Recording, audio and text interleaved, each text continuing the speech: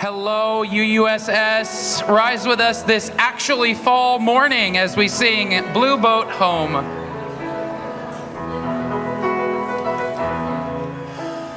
Though below me I feel no motion, standing on these mountains and plains, far away from the rolling ocean, still my dry land heart can say, I've been sailing all my life now, never harbor nor port have I known. The wide universe is the ocean I travel, and the earth is my blue boat home.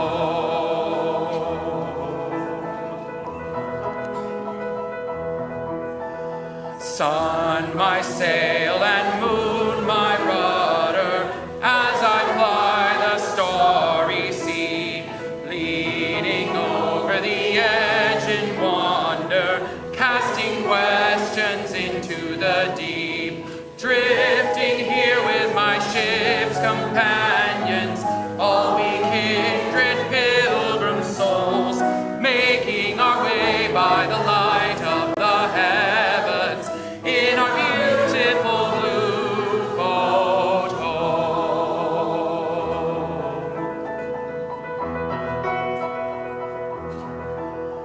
I give thanks to the waves upholding me, feel the great winds urging me on, breathe the infinite sea before me, sing the sky my sailor song. I was born upon the fathoms, never harbor nor port have I known. The wide universe is the ocean I travel, and the earth is my blue boat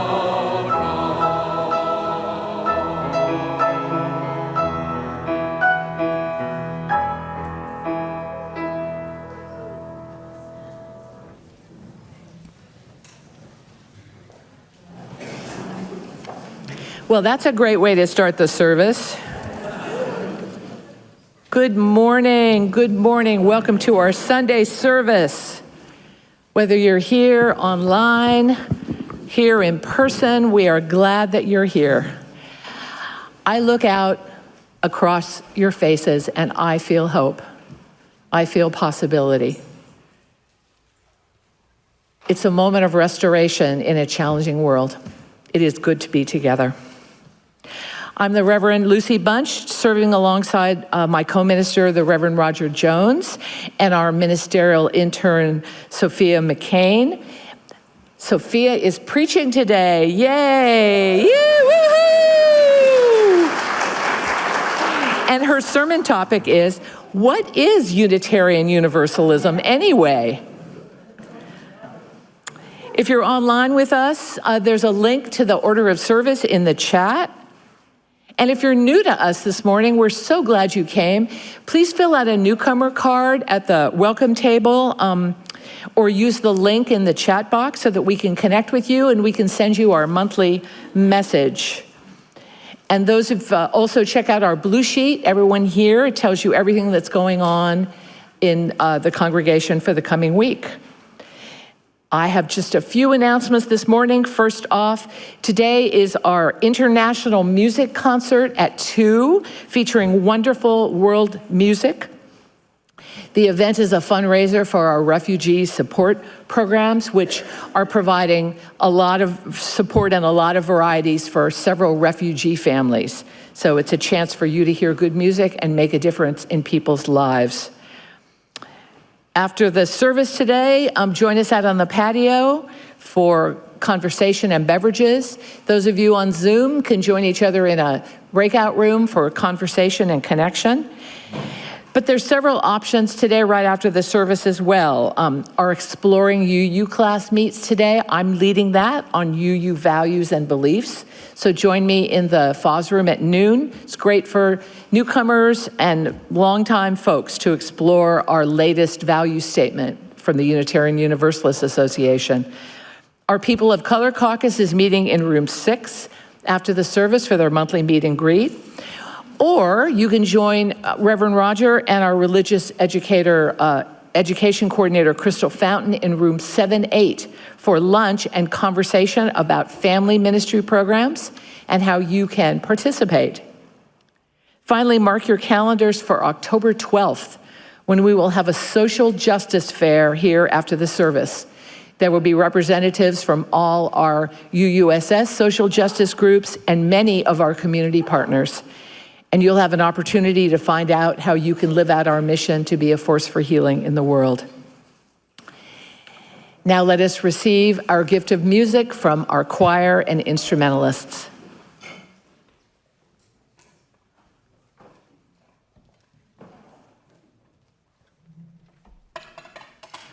As our musicians make their way to the chancel, I'd like to take a moment to introduce this piece that they're going to sing, which will also be opening the International Music Concert this afternoon.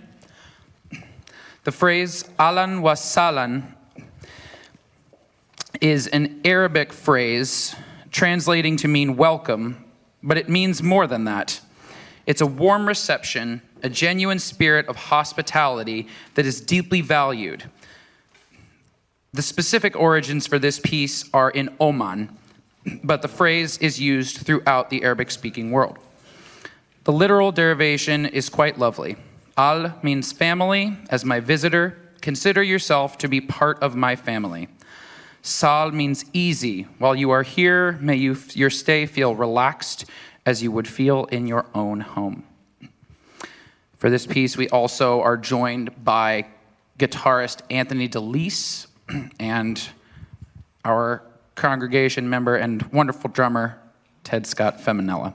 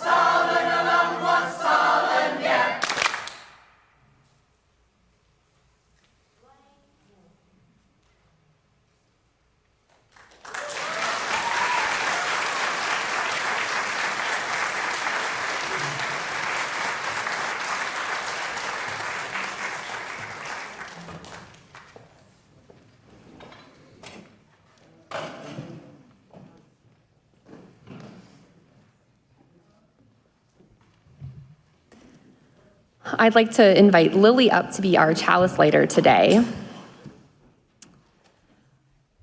And I'd like to invite all of you to join me in our chalice lighting. We light our chalice this morning in the name of our shared Unitarian Universalist values. For the ancestors of our faith and families, and for those who will come after us, for who we ourselves have been and for who we will become, we light this chalice in the name of transformation. In gratitude for the many stories and experiences that have made us who we are, we light this chalice in the name of pluralism. In witness to the systemic suffering of so many in our world, in determination to work toward our collective liberation, we light this chalice in the name of justice. In recognition of the inherent worth and dignity that lives in all people, we light this chalice in the name of equity. For the sacred chance to build beloved community that comes both from asking for and giving help, we light this chalice in the name of generosity. With joy for our place in the web of all creation, we light this chalice in the name of interdependence. We know that though love may seem at times just a spark in the darkness, its light never truly burns out. We light this chalice in the name of love. Together we kindle its flames. Come, let us worship together.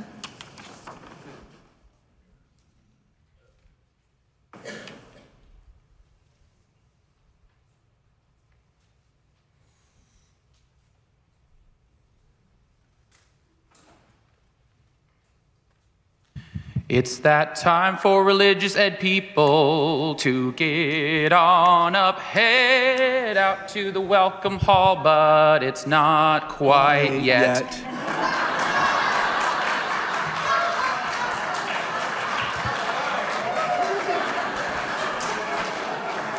I'd love to say we rehearsed that, but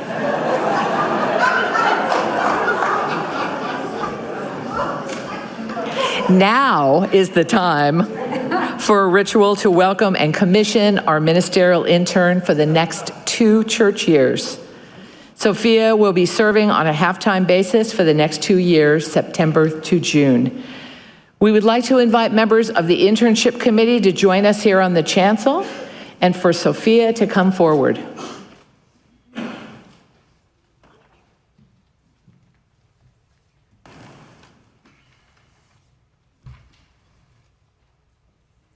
Sophia is a candidate for ministerial fellowship with the Unitarian Universalist Association. They recently completed their chaplaincy training in a hospital. Sophia is currently a student at Meadville Lombard Theological School, a UU seminary, my seminary. This internship at UUSS is an opportunity both to serve in ministry in this congregation and learn while doing so. To help with some of Sophia's tuition and living expenses, UUSS has budgeted a modest stipend, and we thank you for your generosity. Good morning. My name is Mimi Lewis. The UUSS Internship Committee this year includes Anara Gard, Linda Osborne, Peter Bishop, and Petra Stanton, who are not, the 2 of them are not here, and myself. Our committee will meet with Sophia every month to provide support, offer feedback, and ask thoughtful questions about their experiences here at UUSS. If you're on Zoom today, you may post your name and your words of welcome in a chat at any time, and Sophia will receive them at some point this week. Thank you.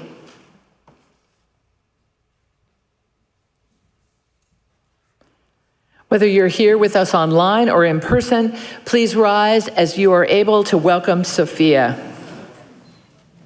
Please now join with me in speaking the words on the slide in unison. Sophia, we welcome you and we commission you as our ministerial intern. As you open yourself up learning, we open ourselves to learning with you. For these 2 church years, we invite you to serve in ministry here as a pastor, a preacher, and a prophet. In this community of all ages, we welcome you as an educator, organizer, leader, and spiritual companion.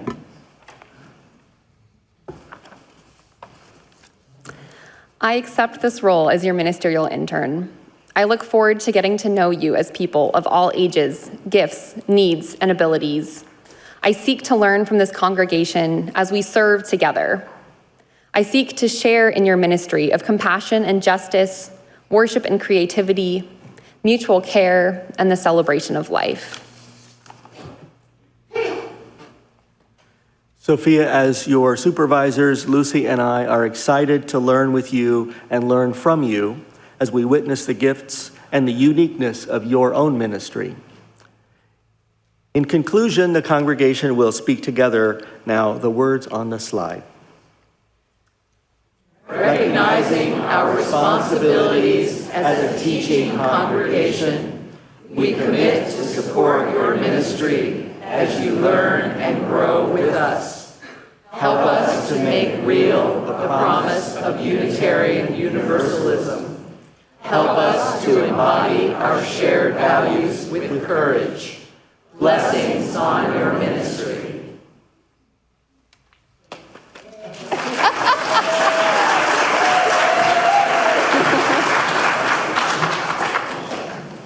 Now you're on. Sorry.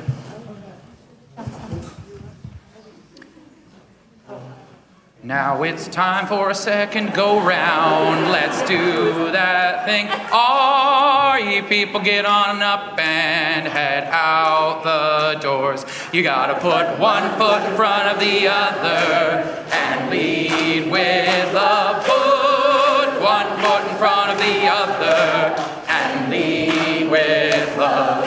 You gotta put one foot in front of the other and lead with love.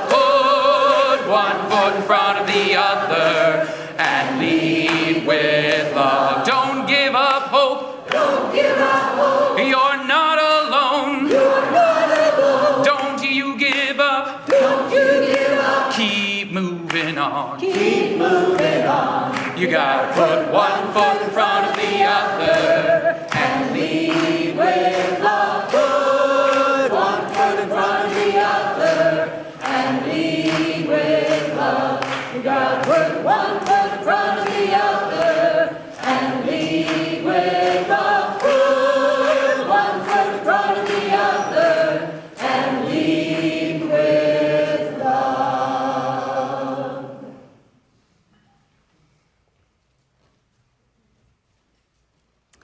Next, we light our candle of compassion and resistance. In these times of disruption and anxiety, when cruelty is on display in our country, this flame is a reminder to bear witness to human decency, dignity, and freedom. By this light, let us remember that fear is outrun by hope and that hatred is no match for the power of love. In the days to come, may this flame light our way forward with courage and hope. Blessed be, and amen.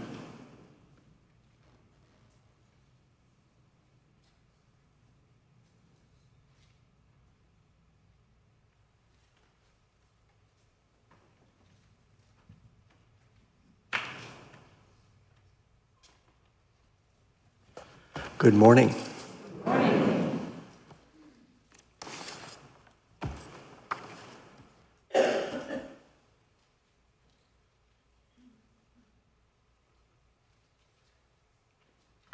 In the Jewish calendar, these are the days of awe, which follow the Rosh Hashanah New Year and lead up to Yom Kippur, the most solemn holiday this coming week.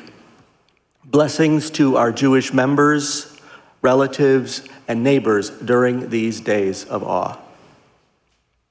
Today, in this congregation, a number of joys and sorrows and reasons for prayer or gratitude have been brought to our awareness.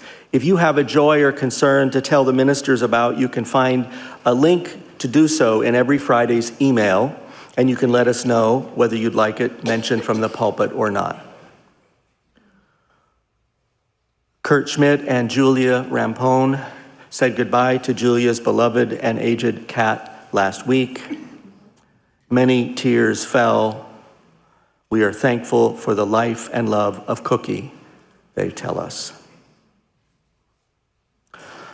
Also, we remember the passing earlier this month of our member Janet Tedesco, whose service was 2 weeks ago, and whose life partner, Tom Woodward, is here with us this morning. We honor her memory. Our member Leanna Pearson had successful hip replacement surgery on Friday. She welcomes our prayers for healing, as well as prayers for patience and fortitude for her wife and their adult children. Our member Marilyn Mann also needs our healing thoughts after suffering a very bad fall. After a whole week in the hospital, Marilyn is now at a nearby rehabilitation facility. We send prayers for ease and healing to Marilyn. Our member Kathy Strickland has been diagnosed with cancer and will undergo surgery on October 17 to determine the extent of it and to develop a care plan. Kathy's joy is that she feels great about her care team and that she is well-placed and hopeful, and she is grateful for the communities of love that surround her. We send our love to Kathy. Susan Jones from the refugee support team shares some big joys. One is that most of the children and both of the parents of one of the Afghan refugee families that we are assisting have now received their U.S. permanent residency green cards.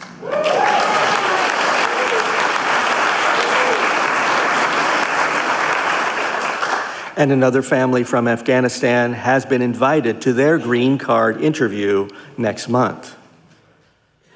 Also, last week, Shogufa Nikmal gave birth to a girl named Haya.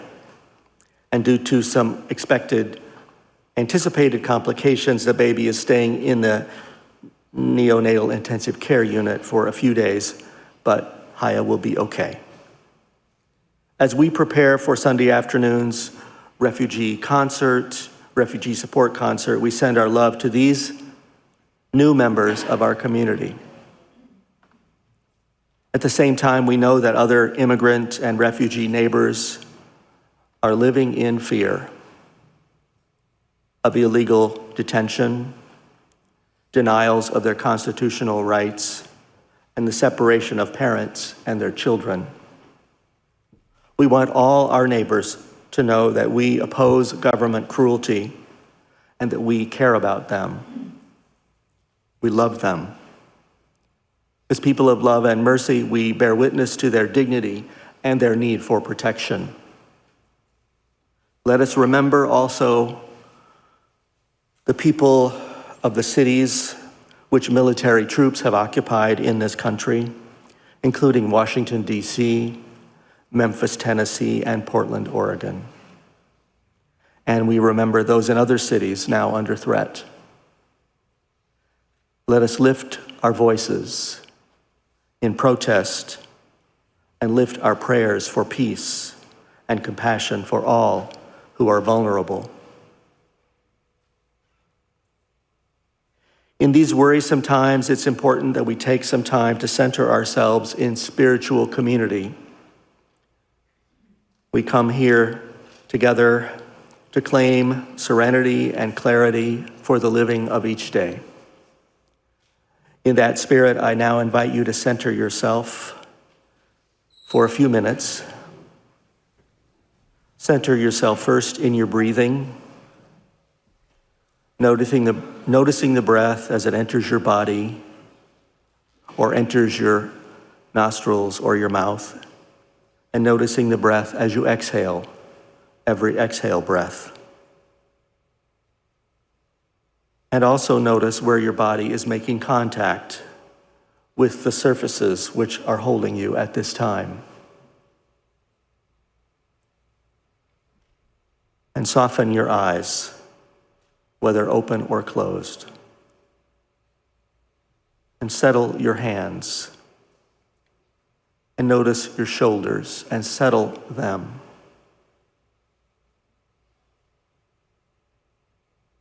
As we continue breathing together, inviting the Spirit of life to rise in our bodies, let us be assured that we are surrounded by people of conscience, goodwill, and courage.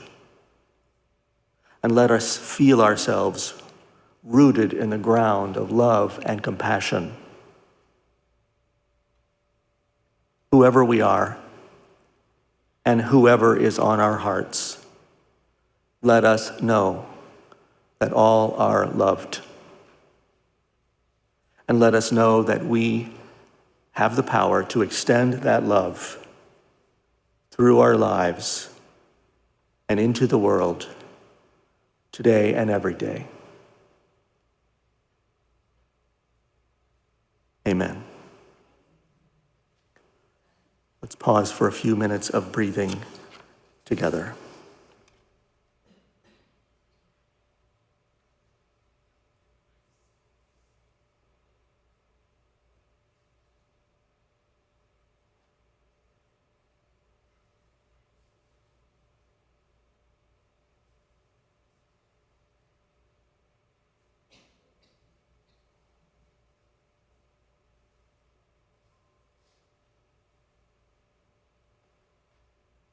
Blessed be.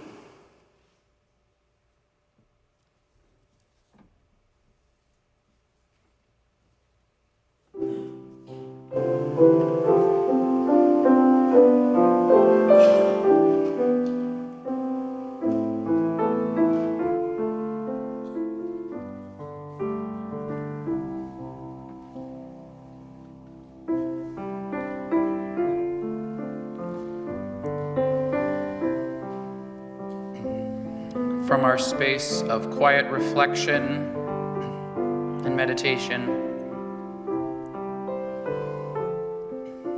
let's join our voices in Spirit of Life.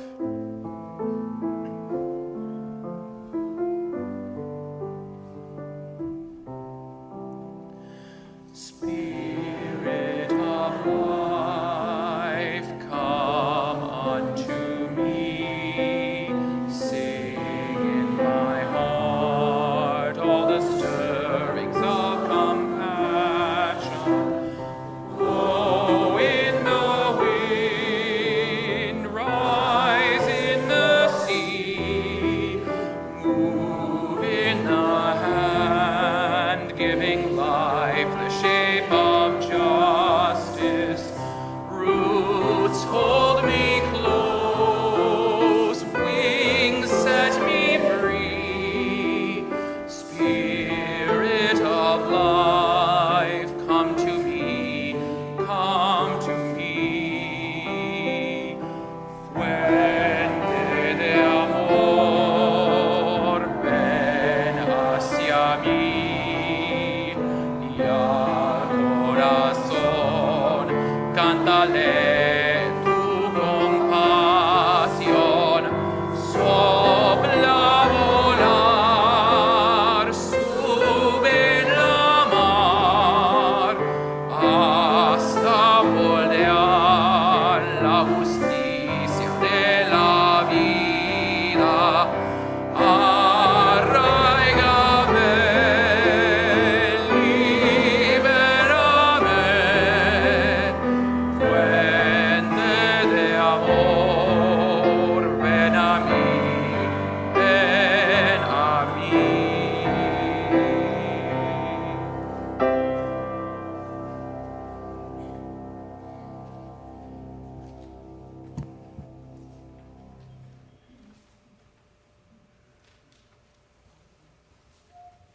Hello, I'm Celia Buckley, one of the 6 lay worship associates serving alongside the ministers and Sophia. And I have a reading today called Revolutionary Love by Dana Edwards. I wouldn't be here if it weren't for my faith. My faith that our collective love united can drown out the evils of empire and hate and greed. Together, we create a love energy more powerful than any force of oppression. Because when two or more people are gathered side by side, arm in arm, shoulder to shoulder, the force of love ignites liberation. Revolutionary love calls us to know ourselves deeply, see God in the stranger, find beauty in the imperfect. Revolutionary love calls us to find the divine in dirt, the holy in the heartache, and the sacred in the scars. Revolutionary love calls us out and then back in. Revolutionary love calls us to be better and do better. Revolutionary love calls us to heal and hold each other, because none of us would be here if it weren't for our faith in each other.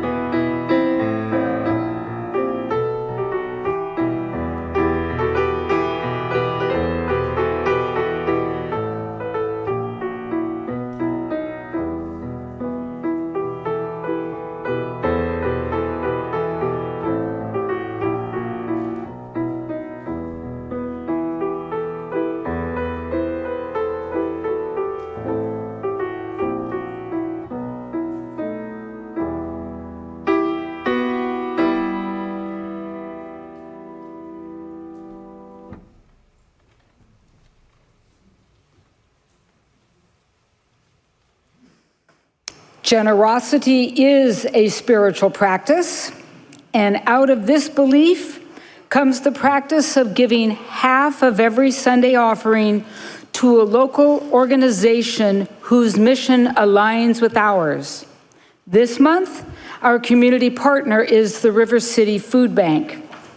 River City provides fresh, healthy, culturally diverse food to lifelong Sacramento residents, new immigrants and refugees, the working poor, and people living on the street.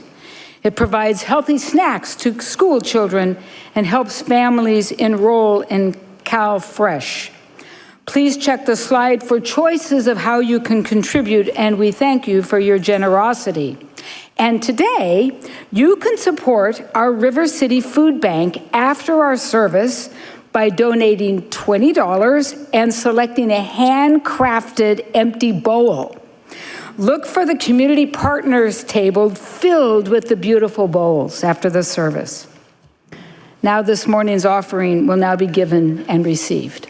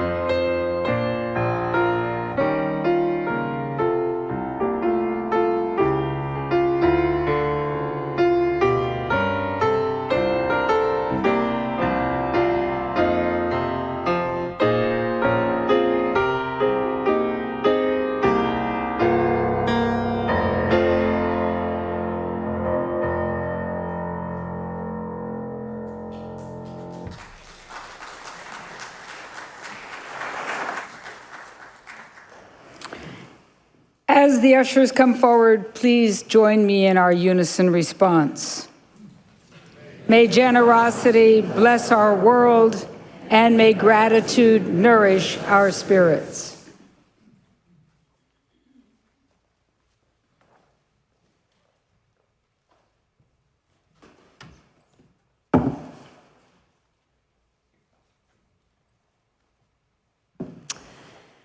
How many of us have ever been asked something along the lines of, so what is Unitarian Universalism anyway? Yeah, a good number of us, yeah. How many of us have at some point asked ourselves that same question? I know I have. It's not always an easy thing to explain, sometimes even amongst ourselves. But as someone who's currently pursuing UU ministry, I find myself getting asked that question more and more. I've had some version of that conversation with strangers everywhere from on a plane to sitting on the banks of the Yuba River. When I answer people, I always start with just a little bit of our history. In his book, Unitarians and Universalists in America, John A. Burens gives an account of our history in this country, although you can trace it even further back than that. Building on theological threads from places like Poland in the 1600s, Unitarianism emerged in America in the 1700s and 1800s, when certain liberal Puritans began to reject the Trinity. Unitarians also rejected the Calvinist doctrine of predestination, which taught that your choices in this life would not affect your predetermined assignment to either heaven or hell. Unitarians, in contrast, believed that humans had agency over our salvation. The scholarship of Hannah Adams and William Ellery Channing's famous 1819 sermon, Unitarian Christianity, were influential in coalescing these beliefs. Universalism emerged in America around the same time as Unitarianism, influenced both by ministers from England like John Murray and by lay people in America. These lay people, like the farmer Thomas Potter, were from rural New England towns which couldn't afford ministers. So they read and debated the meaning of the Bible amongst themselves. And in the process, they began to reject the idea that a loving God would condemn anyone to hell for all eternity, instead believing in universal salvation, a message that people like Judith Sargent Stevens helped spread. By the time these two religions merged in 1961, there had been a lot of growth in our theologies. Not all UUs considered themselves liberal Christians anymore. Some identified, for example, as humanist, anchoring their faith not in God, but in the human capacity for good. During the 1961 merger, we adopted 6 shared principles, among them a commitment to a free and disciplined search for truth, and to affirm and defend the inherent worth and dignity of every person. In 1985, we updated these principles to have more inclusive language, and we added a 7th principle, respect for the interdependent web of all existence, of which we are a part. Just last year, after an extensive discernment process, we changed these 7 principles to the 6 values we affirmed during our chalice lighting this morning: justice, equity, transformation, pluralism, interdependence, and generosity. And at the center of all these values is love, the revolutionary love that we heard in the reading from Celia, a return to our Universalist roots. If you're the kind of person who reads your order of service top to bottom every week, you've seen a graphic with these values on the back of it. I grew up Unitarian Universalist at the Unitarian Universalist Community of the Mountains in Grass Valley. So my earliest memory of church comes from a time when I was too young to know all this history, but that doesn't mean I didn't still feel it. My very first memory of Unitarian Universalism is the song we would sing at the end of every service, Natalie Sleeth's "Go Now in Peace." I know I don't have to tell you just how powerful it is to sing together every Sunday, but take a minute to think about just how remarkable it might be for a kid. Those church services were pretty much the first time I'd ever been around that many people at once, let alone that many people who knew all the words to the same song by heart. As a kid, learning that song and getting to sing it with everyone felt like magic. Church was where I learned what community was and what it felt like to be a part of one.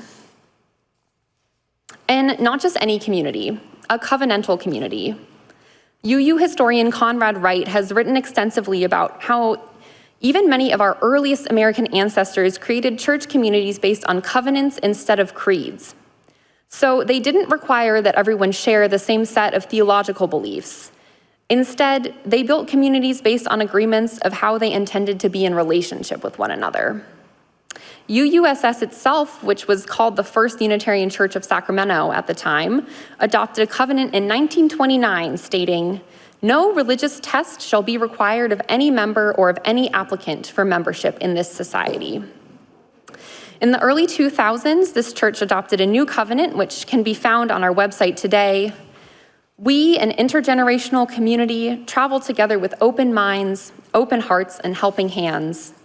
We value justice, compassion, integrity, and acceptance. We seek spiritual growth, learning together, caring, and laughter. To these ends, we pledge our time, talents, and support. I could fill the whole rest of this sermon trying to articulate just what it is Unitarian Universalists have believed throughout history to now. But Unitarian Universalism, as I said, isn't creedal.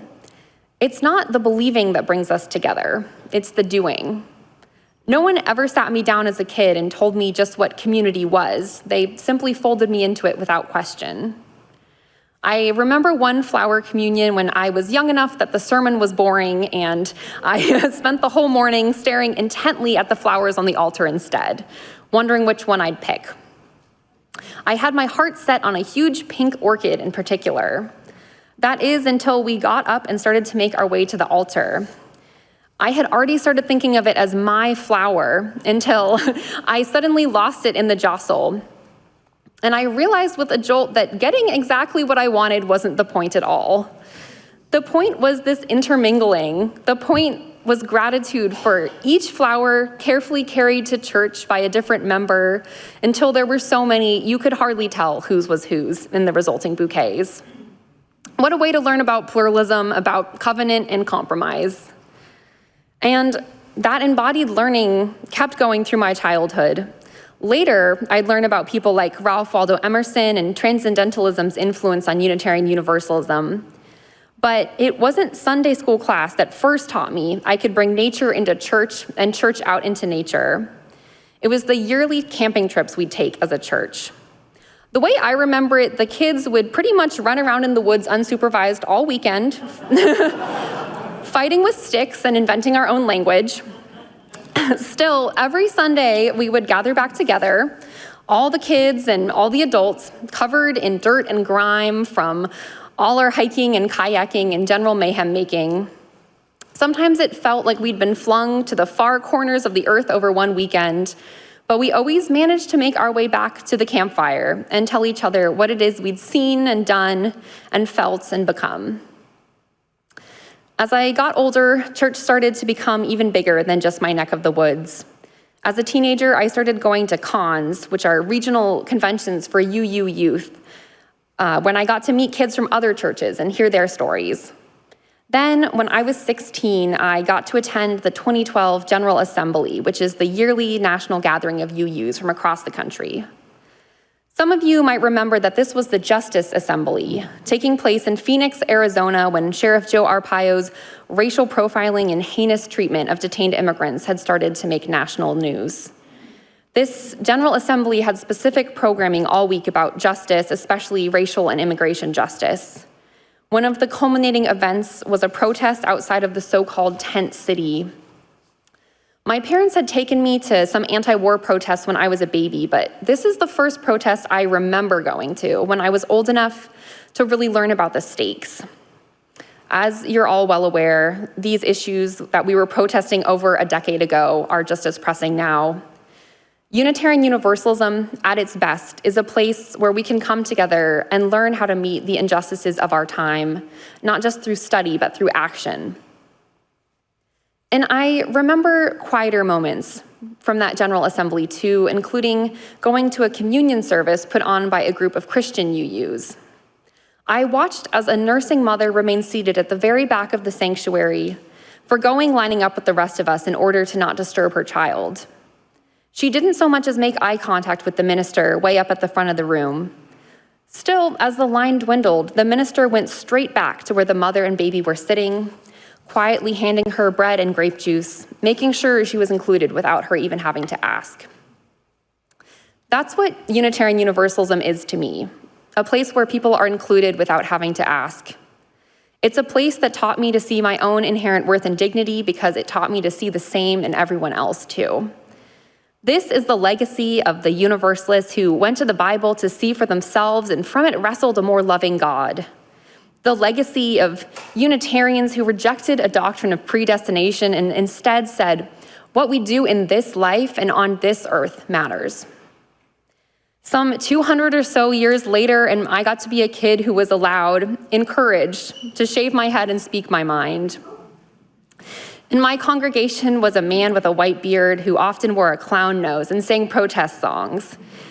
A woman who handed me an acorn and a vial of river water to take with me to college because for her, our connection to nature was the most important gift. When my father, a nearly lifelong jazz musician, had stopped playing for almost 10 years, our congregation was one of the first places he picked back up a saxophone. Because Unitarian Universalism is a place you can bring your experiments, your broken edges, your uncertainty, your creativity. That's what Unitarian Universalism is. Not always. There are times when we fail one another, when we fail ourselves. It's important to recognize those places in our past and in our present. It's important to talk about them, but that's the work of a different sermon. But what Unitarian Universalism has been and can be is the place where a little kid can be truly raised by a village, can experience and practice not an unconditional love, but a covenantal love. One that asks not that we all agree, but that we love each other through the disagreements, that we love each other across theological differences, that we love each other through and because of all the ways we are only ever ourselves. I've dwelled on my childhood in this sermon because that's when I first fell in love with Unitarian Universalism. I was 16 when I first felt called to ministry. I had started to realize what a gift it was to have grown up in a community that took such joy in and fought for the flourishing of all kinds of people. I knew even then that I wanted my work to be in service of that kind of community. When I get asked what Unitarian Universalism is, I don't always give this answer, but the image I always come back to is that of the campfire on those church camping trips. Unitarian Universalism is a religion that builds you up so that you can run into the woods without fear, and it's the community that is waiting for you at the fire when you get back.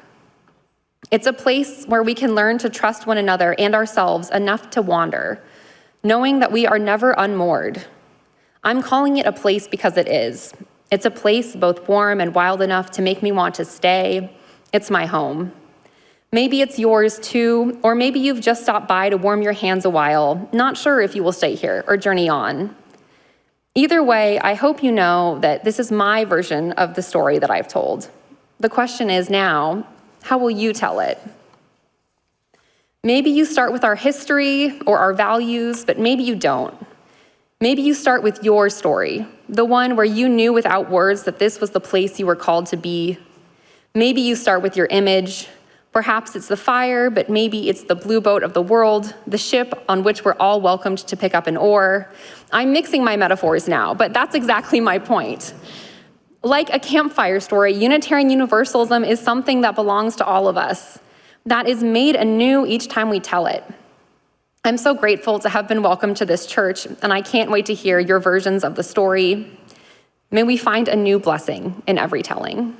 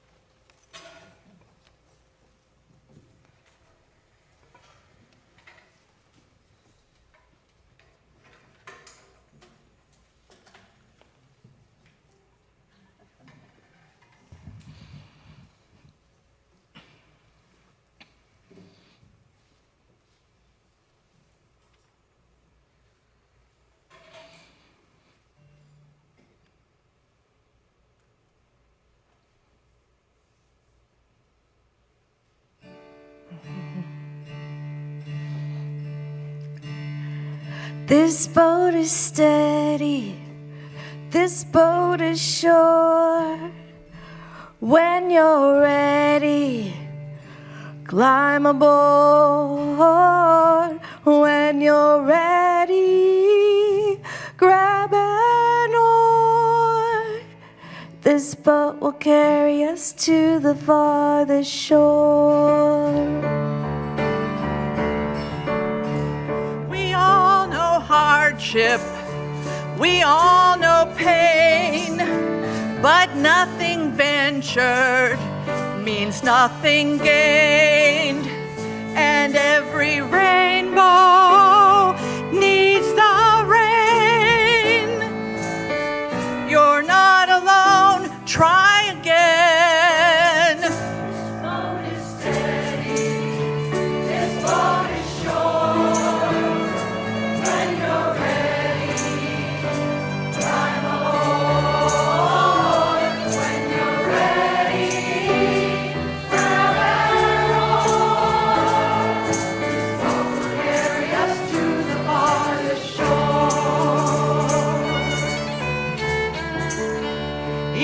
you've been tempest-tossed, even if you feel that all is lost, you've heard the thunder roar, had a look at heaven's door.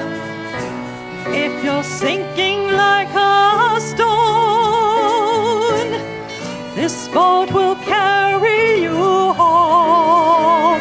This boat is steady, this boat is sure. When you're ready, climb aboard. When you're ready, grab and hold. This boat will carry us to the farthest shore. In this boat, there's nothing we can't do together, no matter the weather. No matter hard times, we will never get by our side. This boat is steady, this boat is sure. When you're ready, climb aboard. When you're ready, grab and hold. This boat will carry us to the farthest shore. This boat is steady, this boat is sure. When you're ready, climb aboard. When you're ready, grab and hold. This boat will carry us to the farthest shore. This boat will carry us to the farthest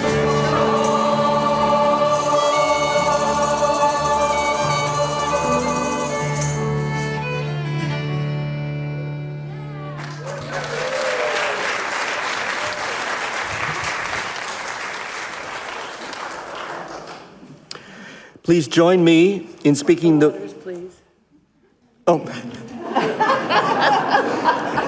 Please join me in speaking together the words on the screen as we extinguish the chalice. We extinguish this flame, but we carry the light, love, and commitment of this gathering into the days to come. May you take the warmth and light of this community with you as strong as a fire out into the world, and remember that yours is a voice we need in the telling of this story. Blessed be.